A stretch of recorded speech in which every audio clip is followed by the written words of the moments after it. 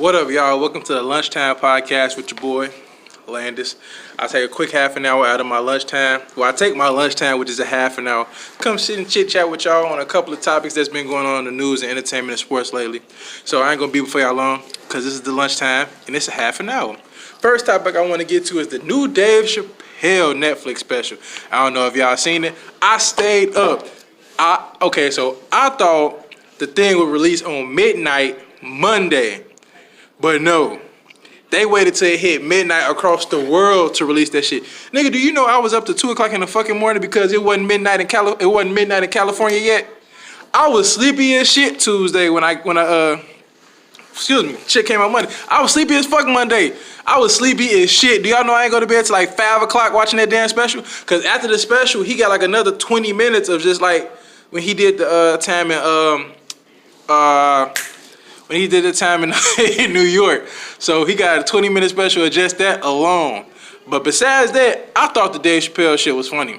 I've been looking at social media lately, and a lot of people are saying that he needs to be canceled. The jokes he did were inappropriate, and the way he talked about Michael Jackson's accusers and the R. Kelly situation and everything that's going on in the country, he was giving his honest opinion. And I'm going to be honest with you, because I'm trying to get into the comedy game and do my comedy thing, I don't think he said or did anything wrong. I mean, as a comedian, your job is to provide a form of relief from bullshit that's going on in the world and in people's lives. And the shit he talked about is current events. The R. Kelly situation, we hear about that at least once or twice a week. Michael Jackson been dead for 10 years now, but that won't stop people from saying he touched him. What else? The Weinstein shit, all that shit. So I don't think he was wrong. I don't even think he was wrong for that. I feel like the gay and transsexual people, I feel like they just, he said it himself, I feel like they just do too much. I feel like everything should be, they feel like everything should be their way. And like if you're not in that LGBTQ community, they just don't fuck with you. And it's like, if you speak out against them, they don't fuck with you. As a black man who lives in America, believe me, as just a black man in general, as a group, we killed, we talked about, we bashed, we berated, and that's from any and everybody. It ain't just them people or just them people. Everybody come at black men. So when I hear about the LGBT community, like lesbians and all them, like, oh, y'all talking about us? Niggas been getting talked about for the longest. So I'm gonna be honest with you, you gotta take them jokes and deal with it. They make a new slave movie about us every week, and you throw a couple of transsexual and gay people in the commercial, and it's all good. So I ain't hearing it. I say all that to say the trans people, the gay people, I ain't got nothing against none of y'all. I don't, you know what I'm saying? I don't have any hate towards y'all. I pray that y'all live y'all best lives. But at the end of the day, I can't get jiggy with that shit. That's just not some shit I fuck with. So I feel like because Dave Chappelle is a comedian and his job is to bring comedy to situations, I feel like he said or did nothing wrong. But once again, Dave Chappelle is also my favorite comedian of all times. When it comes to comedians, it's like Dave Chappelle, I'm going to say Bernie Mac in there somewhere, and then, the list goes on. But those two for sure are like my big guys when it comes to comedy. And Bill Burr, shout out to Bill Burr, man. Black people don't know about Bill Burr. But those of you that watch this show, that listen to this podcast, go check out Bill Burr. He all over YouTube, so go to YouTube, type his name in. You're going to find something. I'm sure it's damn sure. My funniest bit from Bill Burr was the ashy bit. That if black people go watch his ashy bit, if you go watch Bill Burr ashy bit, I'm telling you, you'll fall in love with him just off that shit alone. Cause I ain't even gonna tell y'all, but go watch Bill Burr's ashy bit on YouTube. I'm telling you, you're gonna laugh. What else going on? Oh shit. Okay, so this Popeyes shit that was going on, the Popeyes and ChickfilA sandwich, that shit been going on for a little bit. And them sandwiches had only been out for like maybe 2-3 weeks. They wasn't even out a whole month. And I see Popeyes sold out. Not just in the area around you, but them niggas is sold out. Like everywhere. Everywhere there's a Popeyes, they are sold out of them fucking sandwiches. And my thing is like, y'all did it. Popeyes didn't make not one commercial. I ain't seen not one commercial about Popeyes talking about that funky ass sandwich. But because y'all made a debate, had people going back 3, 4, 5, 6, 7 of them damn sandwiches, spicy, normal, mild, extra spicy.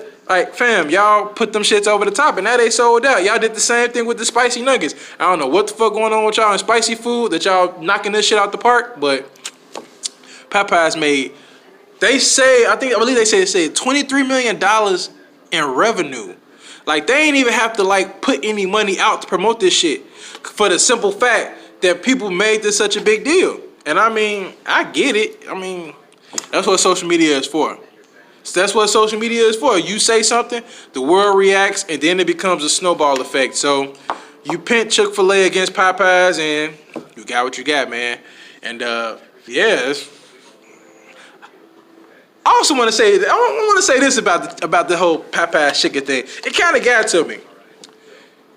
I love black people. I love our people. I love black people. I want us to do good. I want us to be great in this country. I want us to be portrayed the way we are. We are forgiving and loving people.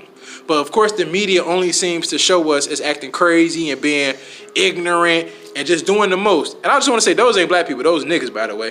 But my point is, black people, niggas, showed they ass for that chicken. Like, for real, for real. The shit I was seeing on Instagram and Twitter and all that, it's like, fam, y'all really showing y'all ass for this sandwich. This sandwich.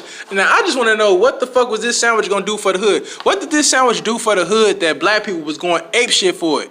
Well, I've been eating Popeyes my whole life. What the fuck does that have to do with anything? I just seen a video today on Instagram when this lady body painted the Popeyes logo all over her. And the lady told her, she's like, it's kids here. What the fuck is you here for?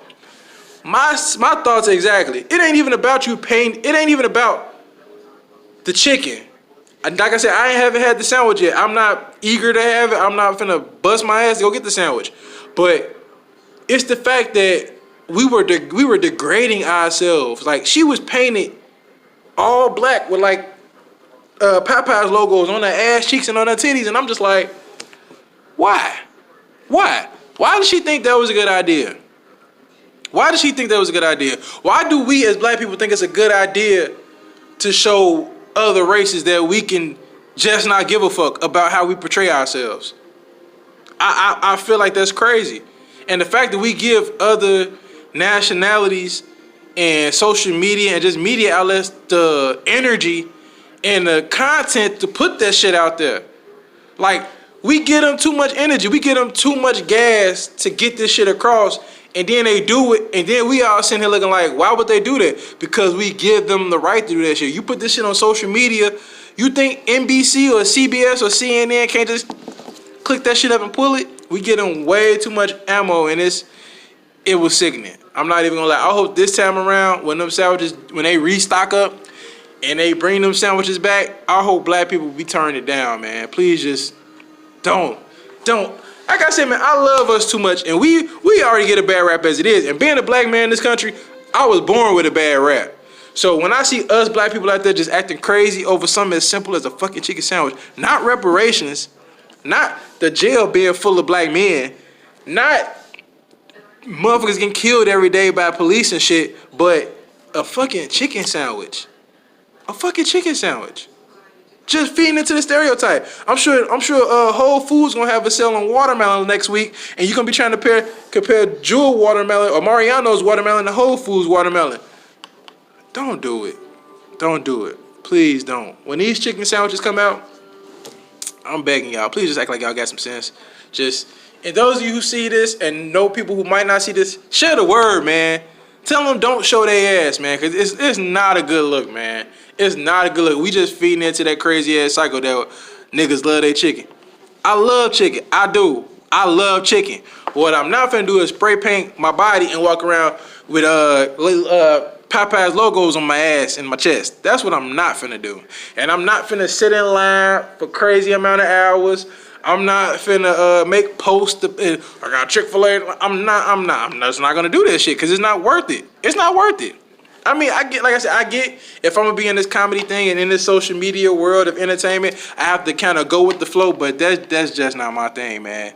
That's just not my thing. So I'm gonna leave that there. That like I said, that was kind of disheartening seeing black people show out like that.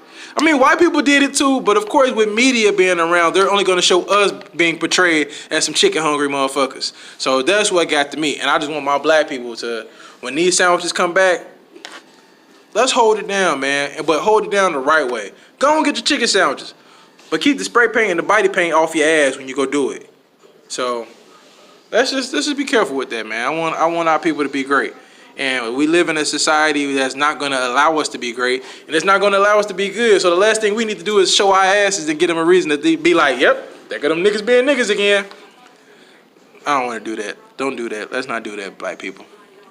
And another thing I want to talk about, this actually be my last topic, because I still, like I said, this is the LunchTime Podcast. So I got 30 minutes on my lunch. I'm not going to spend a whole 30 minutes talking to y'all, but I'm going to give y'all a couple of minutes. My last topic I want to talk about is the new Power intro song. Now, I haven't watched the new episode from Sunday yet. I have not watched the Sunday episode.